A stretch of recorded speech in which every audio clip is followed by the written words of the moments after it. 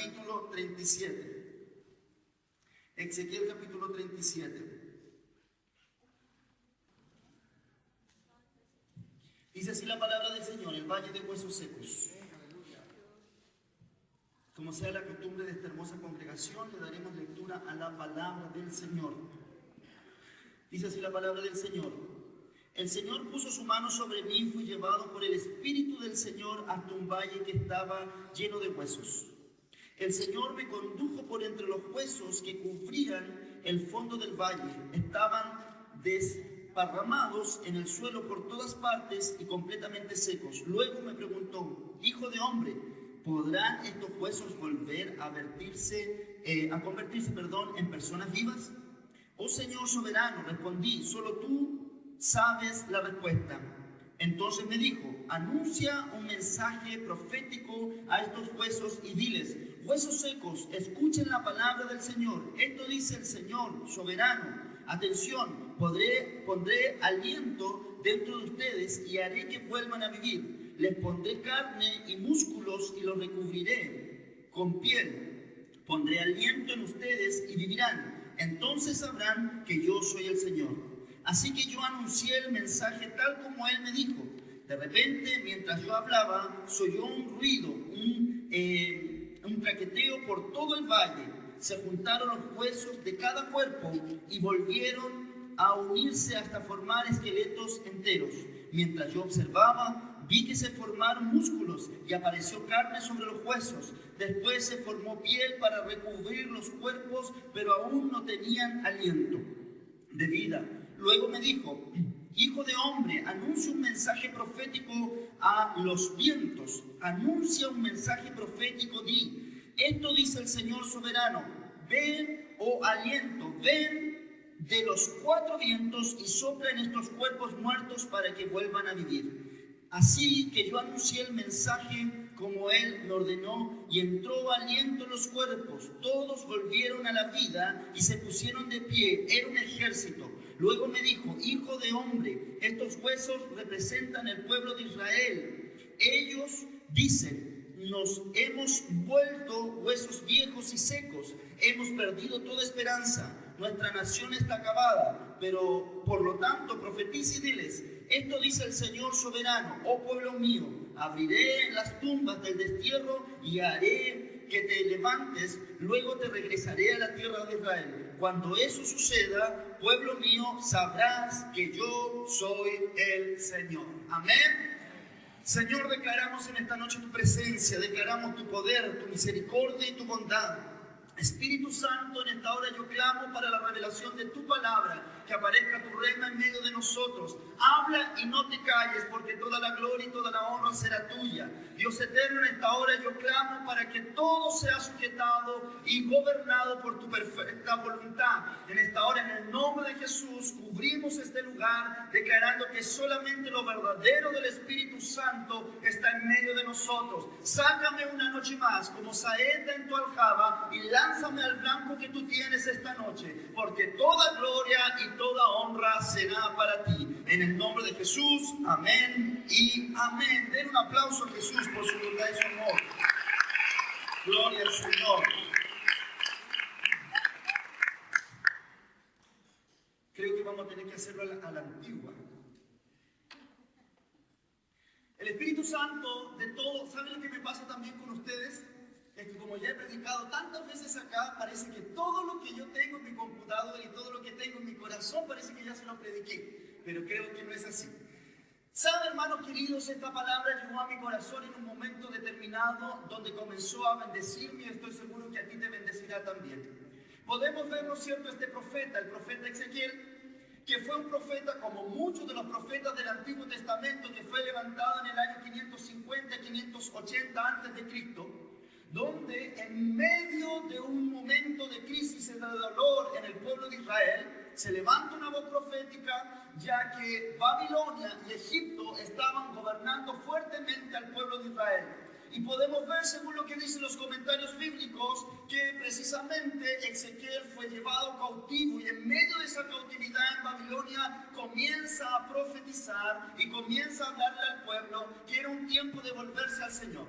Y Y podemos observar en la palabra del Señor que este profeta tiene como característica de anunciar el juicio y la restauración al pueblo de Israel. El juicio y la restauración. En primer lugar, cuando se levanta a hablar el juicio, nosotros observamos que el pueblo lo interpela, el pueblo lo critica, el pueblo hace una opresión hacia ese ministro de Dios. ¿Por qué? Porque ellos no querían escuchar el juicio. Pero vemos que pasados los textos, o más bien dicho, los capítulos 30, 37, 40 y en adelante, el juicio se acaba y comienza a venir la restauración del pueblo de Israel. Comenzamos a ver que el profeta aquí en el capítulo 37 se levanta para hablar restauración. Pero antes de eso, nosotros todavía observando el contexto histórico de esta palabra, podemos observar también claramente que los impuestos eran muchos. Ya los babilonios y los egipcios habían destruido todos los altares y todos los utensilios para exaltar el nombre del Señor del pueblo judío,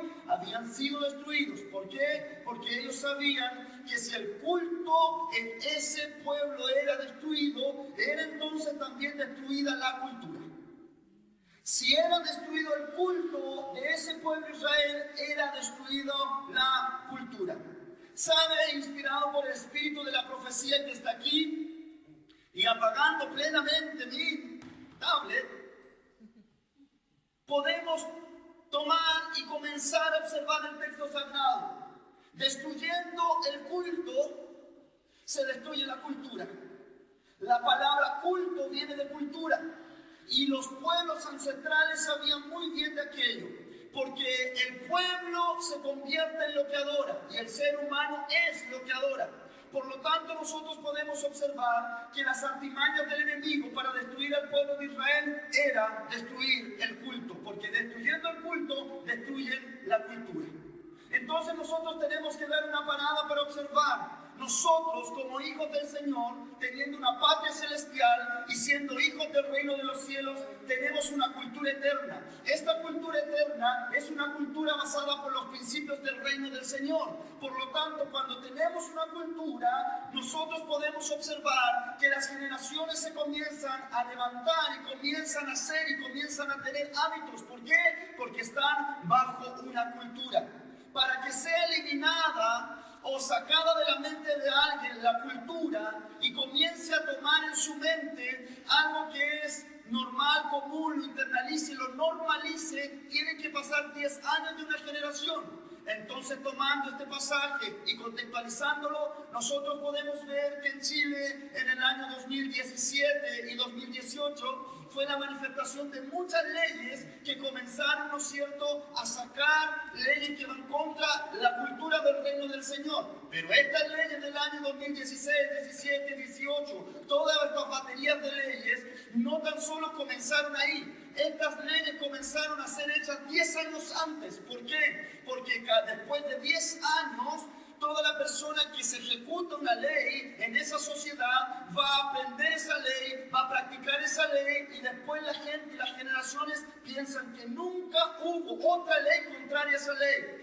Contextualizando y viendo el pasaje bíblico, nosotros podemos ver lo siguiente, que si se lanza una ley en este tiempo, después de 10 años, los hijos que practiquen esa ley, los hijos chilenos que practiquen esa ley, ni siquiera se van a acordar que existió otra ley que era contraria a esa ley. Si 10 años más adelante se comienzan a practicar las leyes que actualmente existen, entonces, amados míos, las generaciones olvidarán completamente que existía un Dios, que había otras leyes que sobrepasan las leyes terrenales. Es decir, después de 10 años se comienza a hacer intervenciones en la cultura.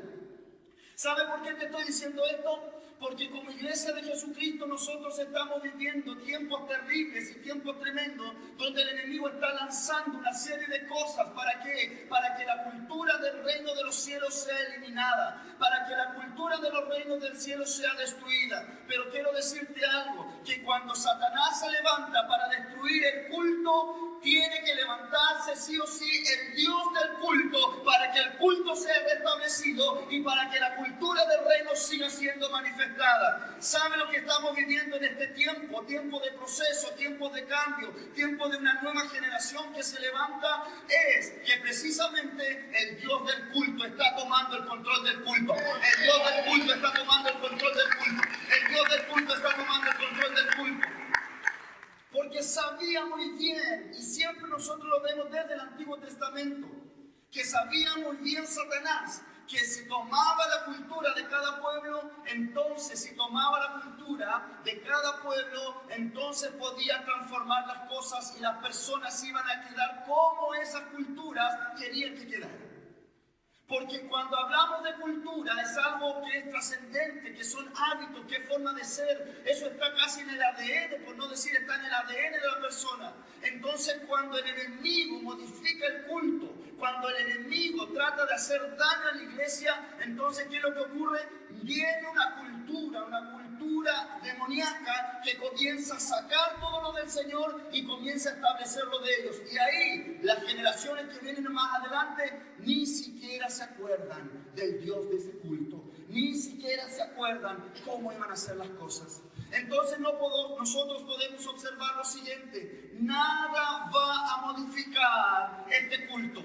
Y cuando hablo de este culto, hablo no de liturgia, hablo de expresión, hablo de adoración, hablo de entrega, hablo de relación, hablo de intimidad. Entonces en este tiempo nosotros podemos decir, puede levantarse Babilonia, puede levantarse Imperio Egipto, pero el Dios del culto seguiremos adorándolo. El Dios del culto seguiremos expresando nuestra máxima adoración.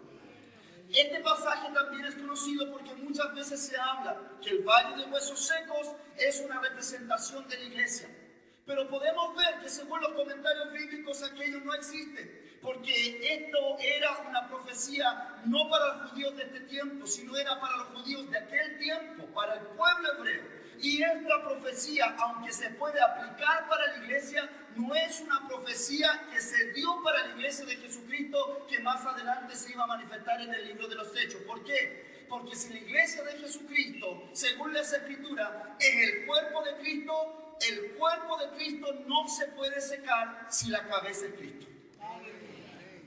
El cuerpo no se puede secar si la cabeza es Cristo. Entonces nosotros vemos lo siguiente: si el organismo vivo, que es la iglesia, se comienza a tullir, se comienza a secar, comienza a estar paralítico, eso solo es un factor que está hablando. ¿Cuál es ese factor? Que la cabeza ya no está siendo el autor y consumador de la fe, que la cabeza de la iglesia ya está siendo sacada. Entonces nosotros podemos ver, mientras la cabeza sea Cristo, el cuerpo va a crecer, el cuerpo se va a desarrollar, la iglesia va a avanzar, la iglesia se va a mover. Mientras la cabeza sea Cristo, la iglesia no la para nadie. Mientras la cabeza sea Cristo, entonces puede sufrir, puede ser golpeada, puede ser herida, pero la cabeza que es Cristo le da el poder y la potencia al cuerpo entero. Comienza a ser levantado para la gloria del Señor.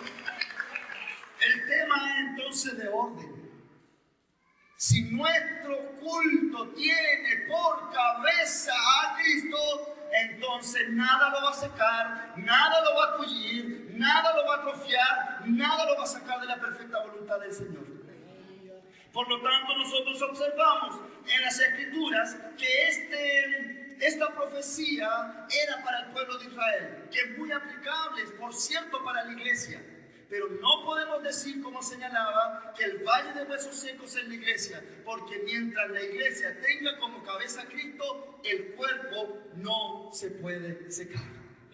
Inspirado por el Espíritu Santo y tocando en este punto, entonces nosotros podemos ver lo siguiente: se habla de avivamiento, avivamiento, avivamiento. ¿Sabe lo que nosotros podemos observar como avivamiento? Simplemente es volver al origen, simplemente es priorizar la orden de Dios, simplemente es que Cristo tome su lugar. Porque como decía, si sentimos nosotros que nos estamos secando, si sentimos nosotros que nos estamos consumiendo, si sentimos nosotros que nos estamos debilitando, es porque la cabeza no ha tomado su lugar. Porque nosotros podemos ver que dice que leve el fardo, o la carga, perdón, el yugo es leve, la carga es leve, y mientras estamos más con Él, no va a haber nada que nos pueda tullir o secar como iglesia de Jesucristo.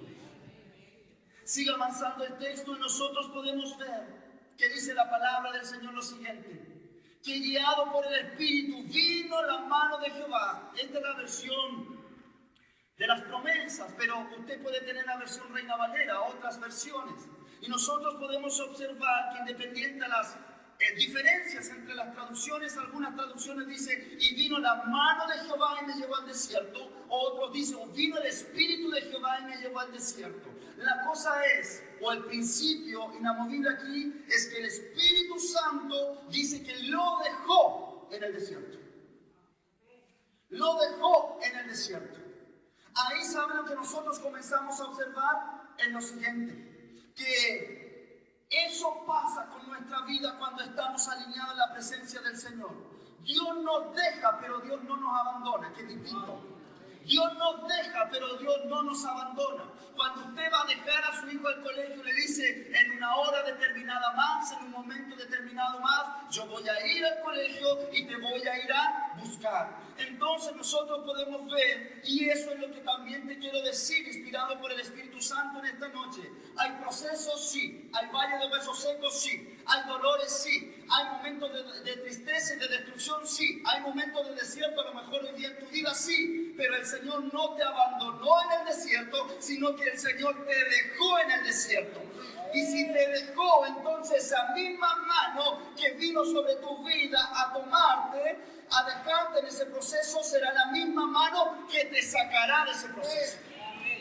Pero si hablamos de desierto y de proceso y que el Espíritu Santo introduce y que también el mismo Espíritu Santo es el que saca, amado mío, la Biblia nos da argumentos suficientes para decir y hacer lo siguiente, que hay momentos en nuestra vida donde Dios nos deja y la mano del Espíritu Santo nos deja en el desierto, pero ojo con esto, nos saca y no nos saca de la misma manera.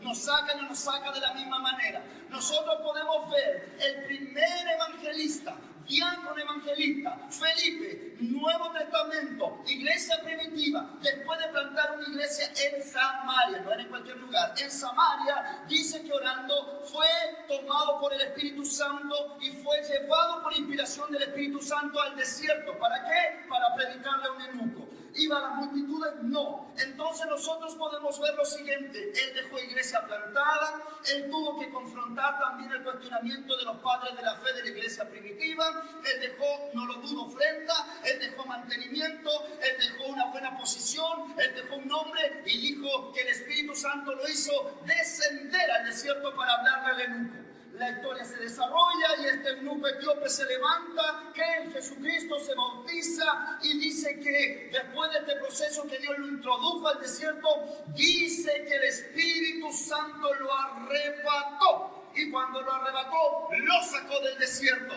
¿Sabe lo que el Espíritu Santo nos está hablando? Cuando uno es llevado por el Espíritu Santo al proceso, es decir, al desierto, no sale de la misma manera, porque dice que aquí fue arrebatado. Y la palabra en griego arrebatar es ser tomado, ser lleno, ser teletransportado por el Espíritu de Dios. ¿Cómo yo aplico esta palabra? Que aquel que fue llevado por la mano de Dios al desierto no saldrá en derrota, ni en destrucción, ni en tristeza. Dios te sacará en primera clase. La mano que te oprimió es la mano que te levantará. La mano que te vio caer es la mano que te sostendrá. La mano que te hirió es la mano que te curará. Aleluya.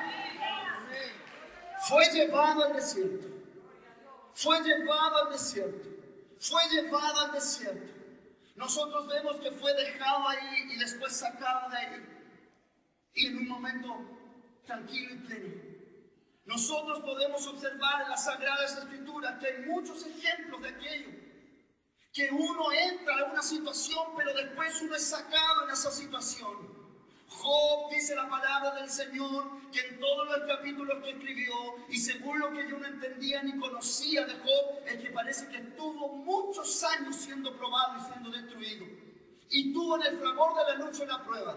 Pero la palabra del Señor me muestra que alrededor de 9 meses a 1 año y 2 meses Él fue probado. ¿Qué me hace entender esto? Es que cuando el Señor te toma y te deja en el desierto, la hora de tu entrada en el desierto, Dios también tiene la hora de salida de tu desierto. Y cuando tiene hora de salida de tu desierto, es porque también tiene hora de restitución de lo que tú has vivido. Es un tiempo de restitución de lo que tú has pasado. Y ahí tenemos que parar un poco también y ver lo siguiente. Cuando hablamos de proceso, amada iglesia, cuando hablamos de dolores de la vida, tenemos que entender también lo que la palabra hace en nuestros corazones. ¿Por qué? Porque nosotros vemos que cuando alguien lleno y guiado por el Espíritu Santo entra en un tiempo de proceso, el Señor permite heridas, permite quebrantos, pero también permite cura y permite un principio que se ha olvidado mucho en este tiempo. ¿Cuál principio, amada iglesia? El principio de la restitución. Nosotros podemos ver que cuando Dios restaura, no tan solo dice, listo, quedaste listo, pasó el proceso y ahora nos vamos. No, el Señor lo que hace es que nos mete en un proceso, le herimos en el proceso, lloramos en el proceso, nos quebrantamos en el proceso, pero no es para salir igual, es para salir mejor, es para salir resplandeciendo en su gloria, es para salir aprendiendo cosas que antes no habíamos aprendido. Entonces, nosotros si sabemos que el proceso del Señor es así, tenemos que entender que la restauración viene con un principio. ¿Cuál principio? Aquel es el principio de la restitución. Proceso que vivió David. Fue llevado al desierto. ¿Qué desierto? El desierto de Judá. Cuando Pastor Jaime, en el capítulo 13 y 14 de Segunda de Samuel, fue llevado al desierto. Y fue llevado al desierto, ¿por qué? Porque su hijo Absalón se levantó contra él. Porque sus dos hijos, ¿no es cierto? Uno mató al otro porque había violado a Tamar. Después de violar a Tamar, 2 años pasaron que Absalón quiso matar, ¿no es cierto?, a Amnón, y llega y lo mata.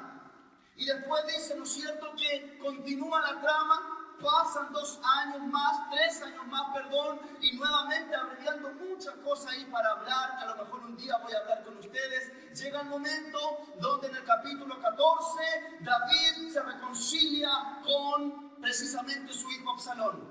Nosotros vemos que cuando hubo la trama, amado mío, de la violación de Tamar, dice que después de la violación de Tamar, hasta el momento que Absalón mató a ese hermano, pasaron 2 años.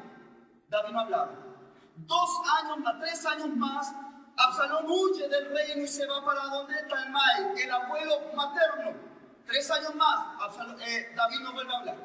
De ahí Joab hace que el hijo Absalón vuelva a Jerusalén. 2 años más, Absalón no hablaba.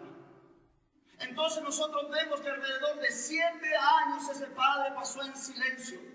Y en medio de ese silencio, ¿qué es lo que acontece ahí? Acontece que llega el momento y dice la Escritura lo siguiente, algo apavorante, un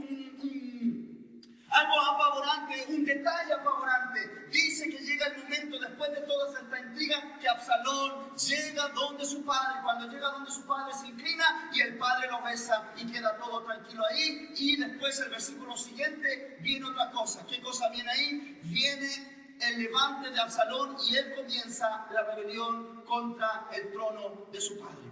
¿Sabe lo que nosotros observamos? Vemos que esa dinámica familiar estaba toda enredada, porque cuando hay un verdadero arrepentimiento tiene que haber una restitución. Cuando hay un verdadero arrepentimiento tiene que haber algo que me muestre que yo realmente estoy arrepentido. Vemos que David nunca habló, y como no habló David, lamentablemente eso se enconó dentro de la casa, eso comenzó a traer destrucción en la casa. ¿Sabe, hermano? Todo proceso que el Señor nos deja es un proceso no para que nos coloquemos más brutos del dolor, no para que nos embrutezcamos, no para que nosotros coloquemos el corazón duro por tanto sufrimiento, porque si es así, entonces nosotros no estamos aprendiendo nada del proceso. Estamos siendo como Faraón, porque el Faraón comenzó a endurecer el corazón a través del proceso con Dios, pero los hijos de Dios no colocan el corazón como Faraón. Los hijos de Dios colocamos el corazón más dúctil, más moldeable, porque hoy día yo te digo de parte del Espíritu Santo, deja tu proceso en las manos de Dios y tendrás un aprendizaje glorioso. Deja tu proceso en las manos de Dios y tendrás un aprendizaje glorioso. Llega el momento donde precisamente vemos que Absalón se reconcilia con el padre. Toda la trama dice lo siguiente, que él quería estar con el padre, que él quería hablar con el padre y quería estar con él. Pero en ningún momento la Biblia dice que él se arrepintió por lo que había hecho. En ningún momento la Biblia habla que él se arrepintió por haber matado a su medio hermano. Simplemente él le daba dolor que su padre no hable con él. ¿Sabe lo que se estaba revelando ahí? Un corazón narcisista, un corazón muy egocéntrico, que realmente no tenía un verdadero arrepentimiento. Y más encima, cuando el padre tenía, después de 7, 8 años, volver a restaurar las cosas en su familia, él nunca vuelve a hablar, se dan un beso y las cosas siguen tal cual. Y después viene el momento del levante de la rebelión dentro de la casa. Ahí era el momento cuando se estaban reconciliando de manifestar y de aplicar un principio. ¿Cuál principio? El principio de la restitución. Y nosotros, si vemos el libro de Levítico, dice la palabra del Señor, el libro de Levítico, cuando hay un robo de algo, el hebreo tenía que restituir. Pero después nosotros vemos en los otros pasajes como número, cuando había una falta de cualquier otro tipo emocional, también la persona tenía que restituir. Y después nosotros vemos en el Nuevo Testamento que Zaqueo, cuando se convierte al Señor, dijo que iba a restituir 4 veces más de lo que él había sacado. Hoy día tengo una palabra de parte del Espíritu Santo. ¿Quieres salir por la mano poderosa del Señor de tu proceso y de tu desierto? Entonces tenemos que arrepentirnos. Pero aparte de arrepentirnos, tenemos que restituir, tenemos que mostrar que estamos arrepentidos, tenemos que derramar nuestro corazón y decir, si te hice algo, aparte de pedirte perdón, voy a tratar de darte algo. Amén. ¿Y saben por qué eso es necesario?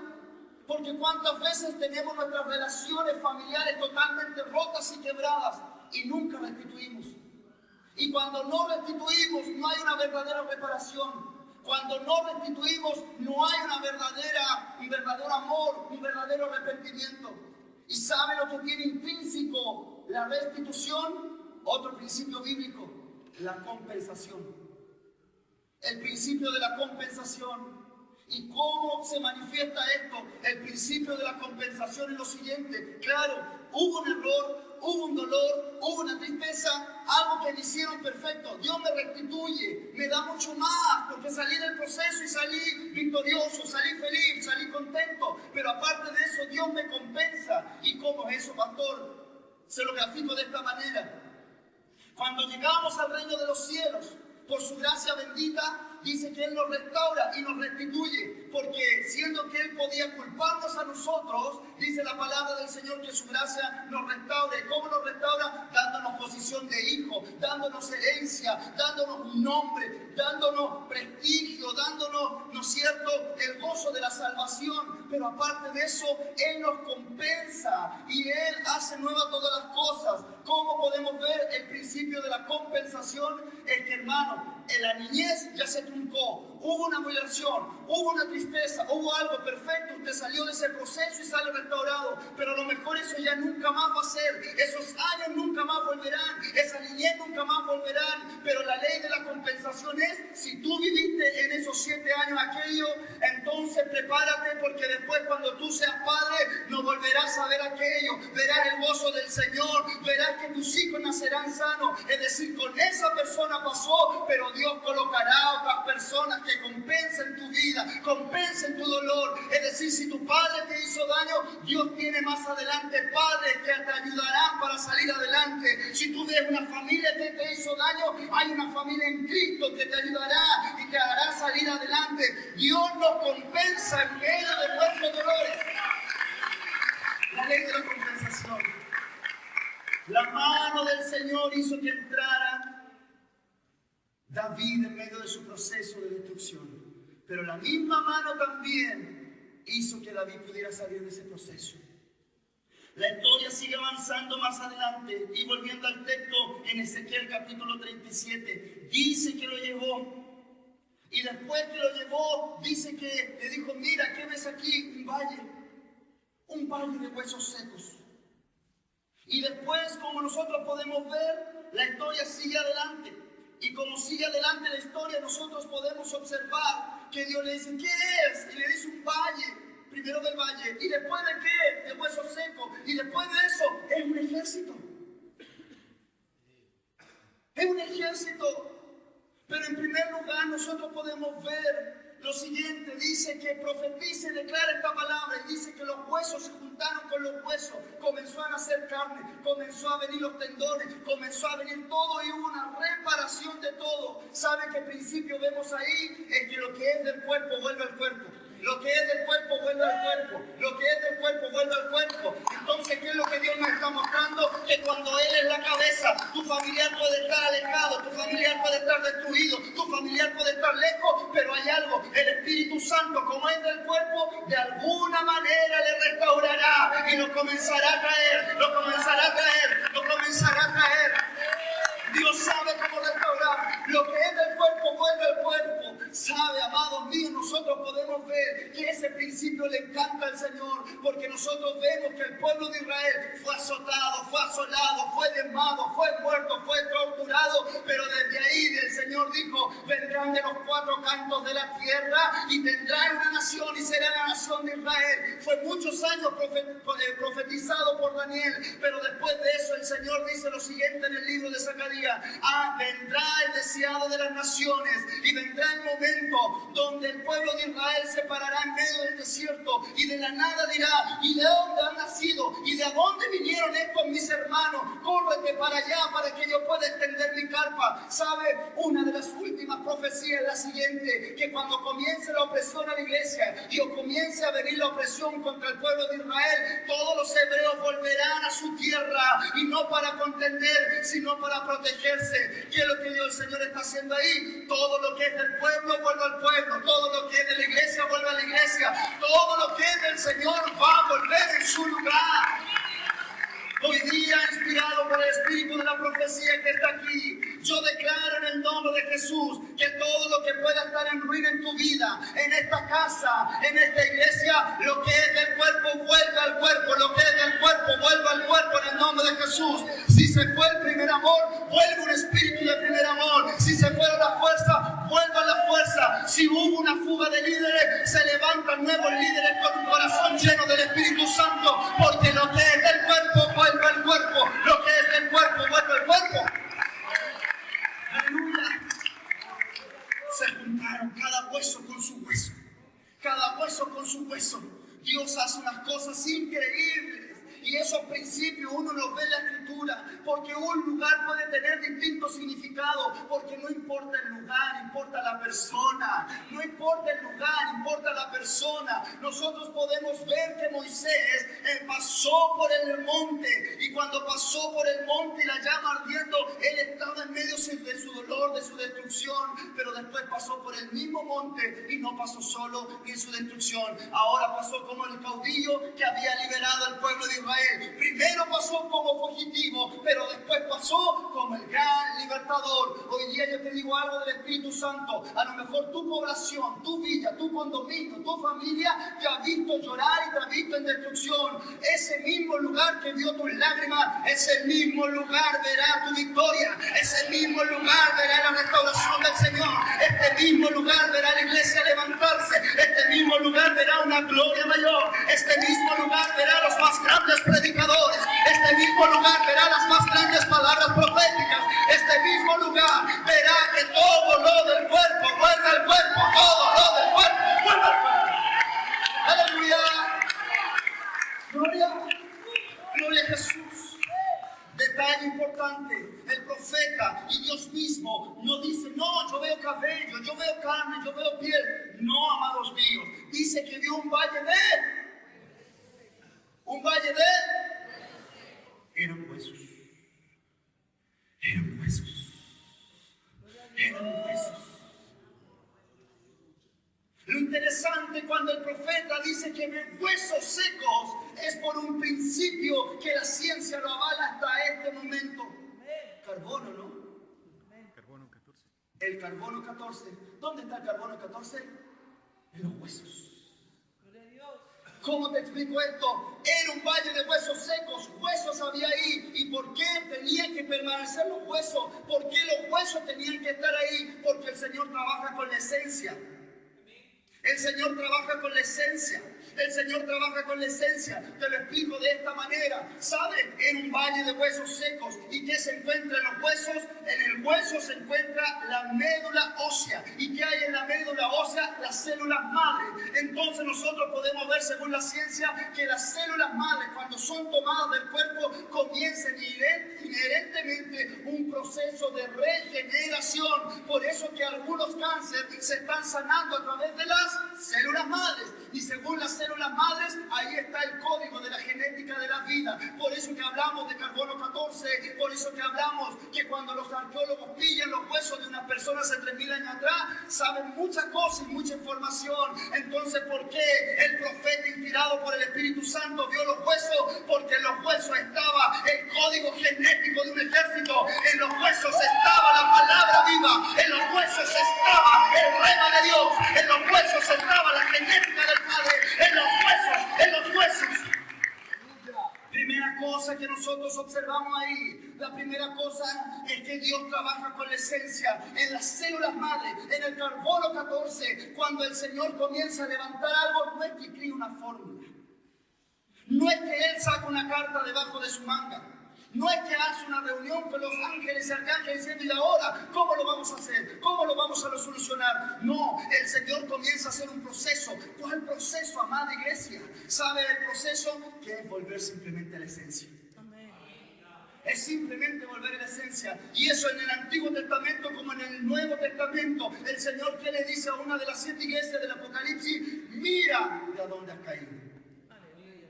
Vuelve a hacer tus primeras obras. Retén lo que tienes para que ninguno tome tu corona. El tema de una iglesia exitosa y llena del poder de Dios no es una nueva fórmula, no es una nueva estrategia. Las estrategias van y vienen, las estrategias pasan, pero lo que queda es la esencia. Y la esencia es Cristo, la esencia es Cristo, la esencia es Cristo. Cuanto más manifestamos a Cristo, más, amada iglesia, le comenzamos a tener poder, comenzamos a tener presencia, comenzamos a ver que las personas se convierten. No es buscar otra estrategia. Sirven, sí, son buenas, sí, pero lo que importa es que el cuerpo se mueva unido a la cabeza. Y cuando el cuerpo se une a la cabeza, se dice lo que va a acontecer. En tu nombre echaremos fuera demonios, colocaremos la mano sobre el enfermo y estos serán sanos. Hablaremos en nueva lengua, es decir, no es otra fórmula, es simplemente que Cristo se muestra a través de la iglesia.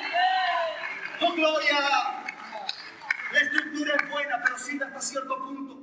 La estructura es buena, pero sirve hasta cierto punto. Nosotros observamos en la palabra del Señor que Noé, amado mío, el Señor sí le dio una solución a través de una estructura. ¿Cuál estructura era esa? El arca de Noé. Entonces, el arca sirvió, sí. El arca ayudó, sí. El arca protegió, sí. El arca era lo único que se tenía, sí. Eso era lo único que iba a salvar esa estructura. Pero Noé no levantó un culto al arca. Noé nunca que lo comienza a ver, que Noé comienza a adorar el arca. No, llega el momento que el arca, amado mío, va sobre la faz de las aguas y llega el momento que el arca se estaciona ahí o encalla ahí y él levanta el altar a Jehová y sigue su camino. El altar sirve para darle la gloria a Dios y la estructura sirve para exaltar el nombre del Señor. Déjalo y sigue caminando, déjalo y sigue caminando. Aleluya. Dicho sea de paso, y porque creo que este paréntesis ayuda muchísimo, nosotros vemos que el arca, que era la estructura, servía, sí servía, pero había un detalle, que el arca, dice la palabra del Señor, flotaba sobre las faz de las aguas, que el arca flotaba, es decir, el arca fue hecha para fluctuar, es decir, la estructura sirve para ser guiado por el agua, es decir, no tenía timón. El arca nunca tenía timón. Entonces, ¿sabe qué es lo que pasa? Hay tantos líderes que hacen arcas grandes, estructuras grandes y le quieren colocar un timón. Yo mando, yo gobierno, yo hago, yo saco, yo coloco. El arca sirve para fluctuar. ¿Y dónde fluctúa la iglesia de Jesucristo? El viento del Espíritu Santo. No sabe dónde va, no sabe dónde va, pero sabe su destino. Aleluya. Sirve la estructura, claro.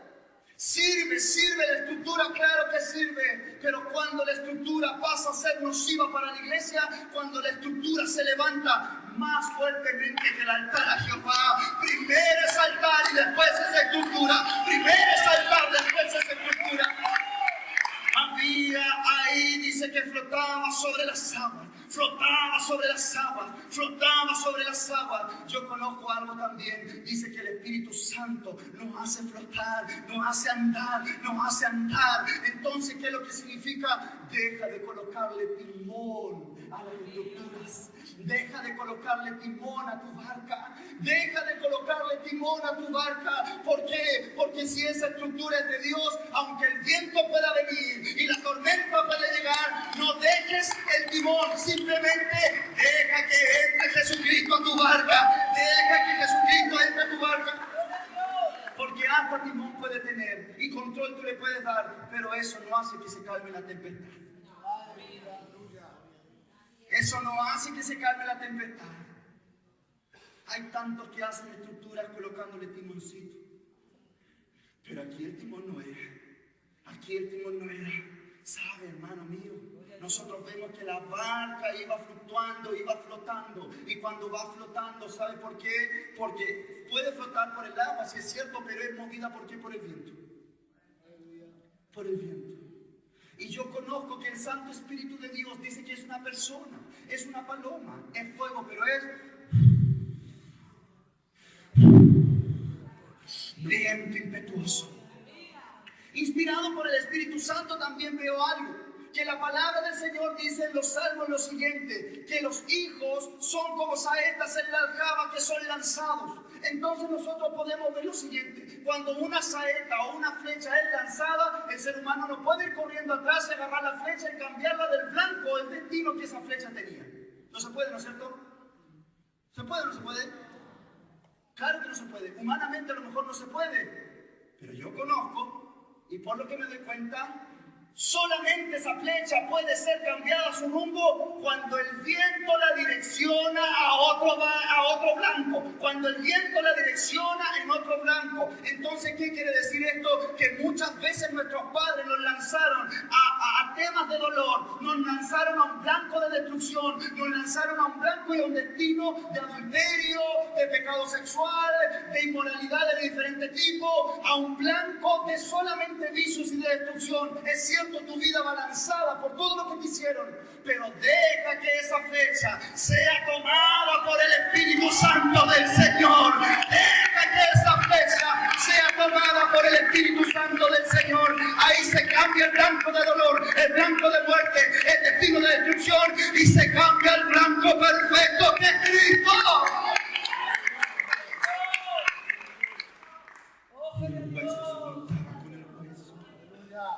Y los tendones, y era un hueso.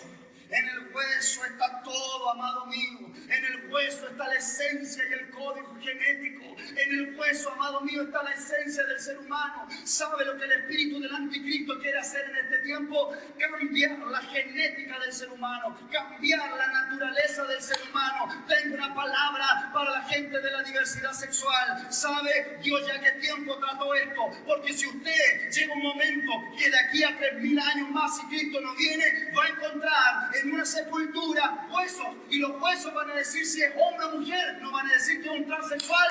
Entonces yo te digo lo siguiente: Cristo es la esencia. ¡Oh, gloria! ¡Oh, gloria! Y es un principio inabortable, porque el Señor dijo: produzca y produzca toda la tierra. ¿Cómo? A través de su género y su especie. Su género y su especie, no cosa híbrida. Entonces, amada iglesia, nosotros podemos ver algo muy interesante de parte del Señor. Aunque Satanás trate de deformar como él quiera deformar, el Padre va a mirar la esencia de la creación. El Padre va a mirar la esencia de la creación.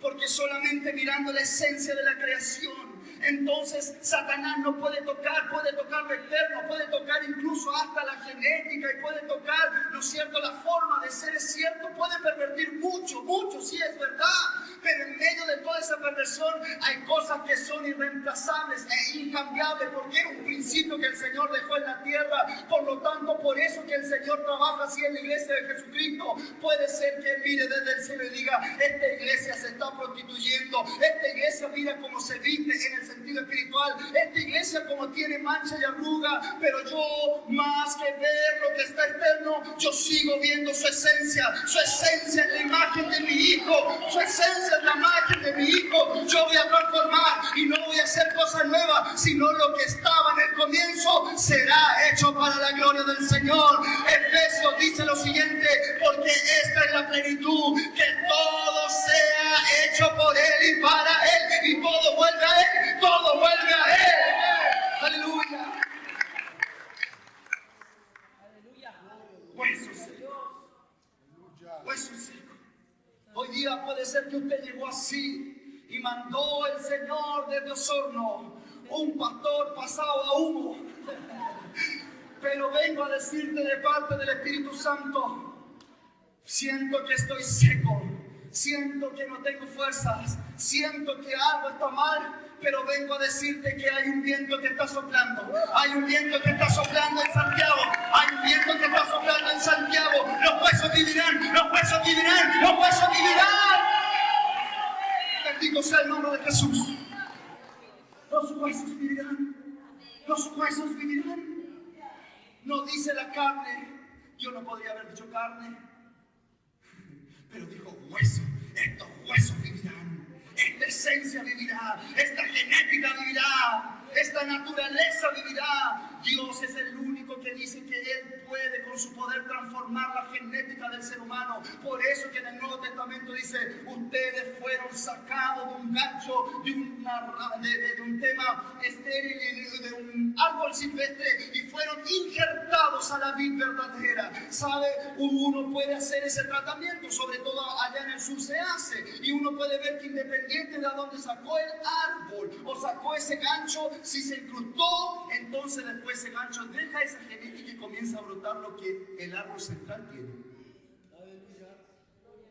¿Se injertó? ¿Se injertó? ¿Se injertó? Si el tema, hermano mío, que nos tenemos que preocupar, sobre todo en este tiempo, es ver si realmente estamos injertados o no. Porque hay tanta gente que comienza a dar otro tipo de fruto. Entonces el tema es: si hay fruto y es otro tipo de fruto, es que nunca estuvo injertado. Nunca sacó de la fuente de donde venía, nunca se apartó de la fuente de donde venía. Pero si ese gancho fue sacado y realmente fue injertado, por corrompido que hubiera estado ese gancho, por silvestre que hubiera sido ese gancho, la savia de la vida iba a tomar ese gancho, iba a ser un proceso genético en ese gancho, iba a ser un proceso de la naturaleza de ese gancho, y aunque el gancho no quiera, pero el gancho iba a ser absorbido por la genética de la vida verdadera, y se tiene que manifestar el fruto de la esencia de ese gancho. Ya no es árbol silvestre, ahora está injertado en la vida verdadera. Todo fruto que no proviene del Señor tiene que cortarse y que sea manifestada en esta casa fruto del Espíritu, fruto del Espíritu, fruto del Espíritu, fruto del Espíritu. Aleluya. Oh, frutos del Señor. Frutos del Señor, frutos del Señor, frutos del Señor. Esta iglesia, oh Serrano, prepara tus graneros para tener los frutos del Espíritu, porque por mucho tiempo fuiste escaso y por mucho tiempo, Serrano, fuiste una iglesia que pidió prestado, pero hoy día Dios dice a su casa: va a haber tiempo de abundancia en los graneros, va a haber tiempo de abundancia en los graneros, va a haber tiempo de abundancia en los graneros. Aleluya. Aleluya, Jesús está aquí, Jesús está aquí, Jesús está aquí. La palabra del Señor dice: sigue adelante. Hasta donde pueda ser por el tiempo.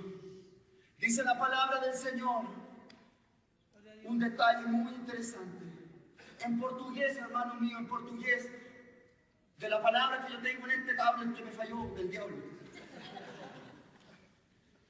Dice que el profeta se levanta y siente un viento recio, un viento, y en portugués esa palabra es rebolizo. ¿Y sabe cómo se traduce rebolizo? como en buen chileno se dijera, patas para arriba. Sopló y lo que estaba arriba bajó, se destruyó todo, hubo un desorden, hubo una crisis. Detalle que nos da el Espíritu Santo, siempre cuando Él va a trabajar en la esencia, en la raíz, tiene que manifestarse un desorden y una crisis. Esa crisis no me están diciendo estás perdiendo, te están destruyendo, te están matando, nunca lo vas a lograr. No, digo hoy día en el nombre del Espíritu Santo, viento lindo del Espíritu Santo del Señor, sigue desordenando, sigue desordenando, sigue desordenando, sigue desordenando, porque sé que mi Redentor vive, está trabajando en la raíz, está trabajando en la raíz, está trabajando en la médula. Dios es especialista en trabajar en la médula y en la raíz. Antiguo Testamento nosotros vemos al gran Nabucodonosor que se parece a unos colegas que yo tengo, altos y sublimes. Dice la palabra del Señor que llega este hombre, Daniel, por eso que el que tiene revelación tiene la victoria.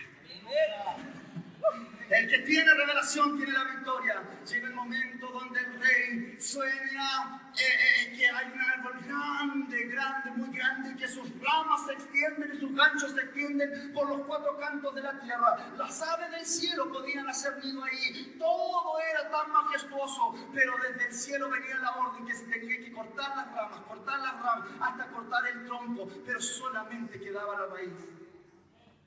Daniel se levanta y le dice: oh gran rey, este es tu reino. Alto y sublime es tu reino.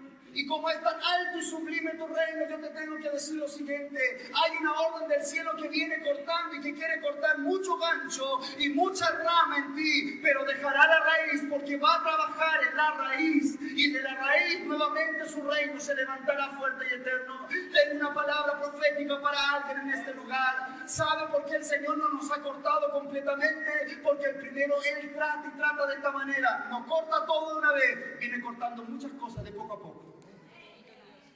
Y si no lo ha cortado completamente, es porque Él tiene esperanza en esta raíz, es porque Él tiene esperanza en esta nueva naturaleza, es porque Él tiene esperanza, amado mío, en la esencia que somos. Sabe, amado mío, hay mucha gente que no se está dando cuenta. Dios está cortando tantas cosas a tu alrededor que tú no te das cuenta. Simplemente es una orden del cielo que vino para decirte: yo fui el que cerré, yo fui el que alejó, yo fui el que quedaste sin trabajo, yo fui el que hice aquí y el que hizo allá.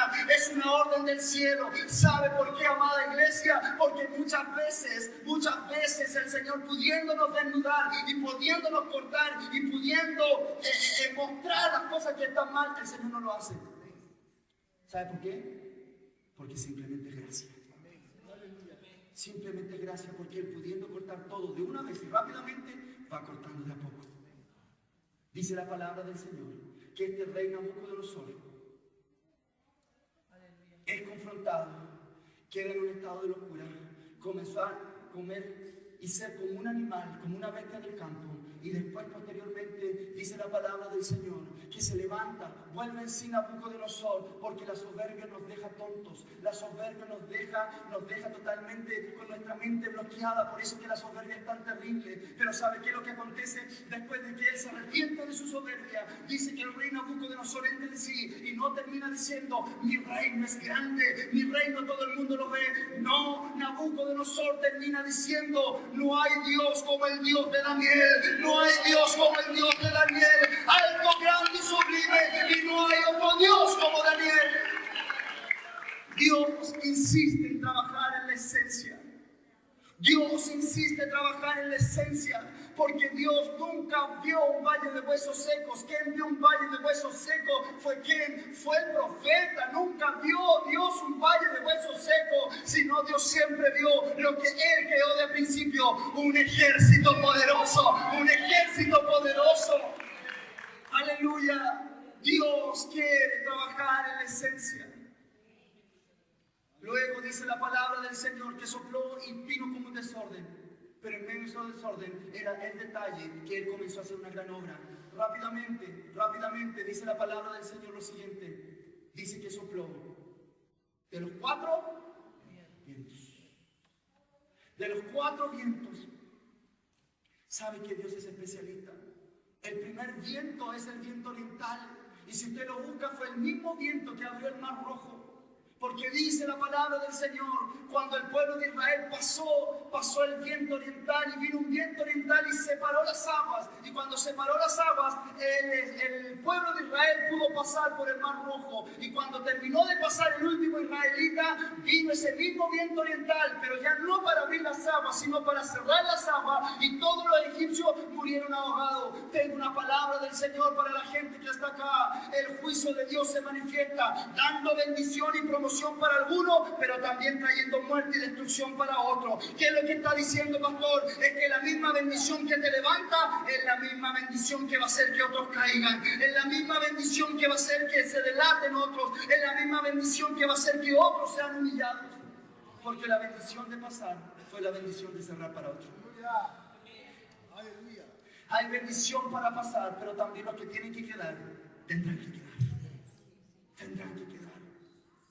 El mismo viento oriental trabajó con Jonás.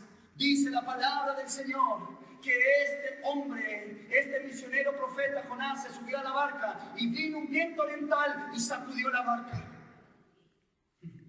¿Sabe lo que significa eso? Que el viento oriental se manifiesta para traer proceso en medio de los hijos del Señor. El viento oriental es para traer proceso en los hijos del Señor. El viento oriental es para traer un aprendizaje a los hijos del Señor. Viene el viento oriental, pero también está el viento este. Y dice la palabra del Señor que el viento este, ¿cómo lo podemos ver? Por eso que el profeta no dijo, ¡ay, de los cuatro vientos! No, hermano, no hablaba con nosotros que de repente hablamos todo atravesado y no, tenía un lenguaje, tenía un significado aquello. El viento oeste, amada iglesia, ¿sabe? Era el viento precisamente, el mismo viento que el pueblo de Israel vio cuando dice que vino una de las plagas para destruir al pueblo de Israel, y dentro de las 10 plagas vino el viento oeste. Y el viento oeste, ¿sabe lo que trajo? Trajo con ello langosta, que en portugués es gabañoto. Y trajo langosta, y la langosta era una plaga terrible porque se comía no tan solo el fruto, sino también se comía la hoja. Se comía no tan solo el fruto, sino se comía la hoja y se comía el tallo, se comía la raíz, se comía todo, dejaba la tierra infértil. Cuando viene un proceso de restauración y viene la mano del Señor a ordenar, Él permite que el viento oeste también sople, porque hay gente que necesita que pase un poco este viento oeste. A veces vemos que la tierra no produce, a veces vemos que la iglesia se empobrece, a veces vemos que viene algo que nos roba toda la bendición. Hoy día te digo algo de parte del Espíritu Santo: el mismo viento que permitió Jehová que venga para traer destrucción a tu tierra, será el mismo viento que el Señor trae para que salga todo lo que te ha robado la bendición. Hoy día, en el nombre de Jesús, toda langosta que pueda haber en tu familia se va, toda langosta que pueda haber también en esta iglesia se va. En el nombre de Jesús declaramos que Faraón fue quebrantado, el brazo de Faraón en esta casa cayó, y declaramos que solamente sopla un viento, el viento del Espíritu Santo. Aleluya. Y el viento norte. El viento norte. ¿Sabe cuál es ese viento? El viento profético. Porque el libro de Cantares dice que cuando la tórtola, antes que comienza a cantar, comienza a soplar el viento norte. Y el viento norte, cuando sopla en Israel, es porque los cielos se comienzan a limpiar y comienza a venir la primavera. ¡Oh, bendita primavera profética del Espíritu! Vengo de parte del Espíritu Santo del Señor a decirte: viene un viento, viene un viento, viene un viento soplando, viene un viento soplando sobre Santiago. Puede ser que para algunos sea el viento este, para otros sea el viento noreste, para el otro sea no sé qué otro tipo de viento, pero tú que estás con la misericordia del Señor y que te estás llenando del Señor, ha de soplar el viento norte, ha de soplar el viento norte sobre nuestra vida. El canto de la tórtola se está escuchando en Santiago, el canto de la tórtola está viniendo. Termino y concluyo con esto. Hechos capítulo 2. Estaban todos juntos llorando y vino de repente un viento. Y cuando vino el viento, Dice la palabra del Señor que estaban todos, amados míos, ahí. Y cuando todos estaban ahí orando y buscando al Señor, sopló este viento. Pero después el pasaje y el versículo dice lo siguiente: y se comenzaron a dar cuenta los vecinos que estaban hablando en nuevas lenguas, medos, partos, de Mesopotamia, egipcios, de diferentes lenguas. Es decir, ya no estaban en ese lugar del aposento alto, sino, según los comentarios bíblicos, que fue tanto el estruendo, fue tanto el viento que ellos, por decirlo de alguna manera, ni se dieron cuenta que no estaban en el aposento alto, sino que estaban en la plaza de Jerusalén. ¿Cuántas cuadras hay aquí para la plaza? Creo que cuando el viento del Espíritu Santo sopla en medio de nuestra vida, las cosas se comienzan a mover de una forma maravillosa. Las cosas comienzan a mudar de una forma maravillosa. Hoy día, de parte del Espíritu de Dios, yo quiero decirte lo siguiente: el viento del Espíritu ha de soplar sobre tu vida y sobre tu casa. Aguanta el proceso de dolor y de tristeza, porque el mismo Dios que hizo la herida, el mismo Dios la sanará. Hoy día yo te digo, iglesia, sigue en el proceso orando, buscando, porque de aquí a poco vendrá el viento del Espíritu de Dios y te moverá del lugar. Ya no serás tierra escasa ni tierra estéril. Ahora serás una tierra de bendición, que sople el viento del Espíritu de Dios. Ya no eran huesos, ahora era un ejército poderoso. Aleluya, colócate en pie y aplaude al Señor por su palabra. Su palabra, su palabra, su palabra. Y usted se está aplaudiendo, mezcle ese aplauso con un gloria a Dios, con un gracias, Señor. Aleluya. Gracias, Jesús. Gracias, Jesús. Gracias, Espíritu Santo. Te alabamos, Señor, en esta noche.